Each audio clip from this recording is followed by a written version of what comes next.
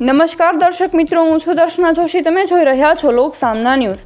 જોઈએ આજના સમાચાર જૂનાગઢથી.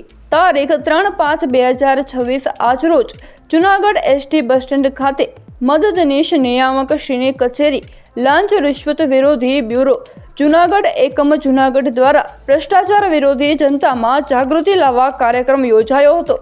મદદનીશ નિયામક શ્રી MP સોલંકી સાહેબના માર્ગદર્શન હેઠળ આજ રોજ જૂનાગઢ એસટી બસ સ્ટેન્ડ ખાતે એસીબીના સ્ટાફ દ્વારા ભ્રષ્ટાચાર વિરુદ્ધ જનતામાં જાગૃતિ લાવવા જનજાગૃતિ કાર્યક્રમ જૂનાગઢ એકમ જૂનાગઢ દ્વારા કરવામાં આવેલ.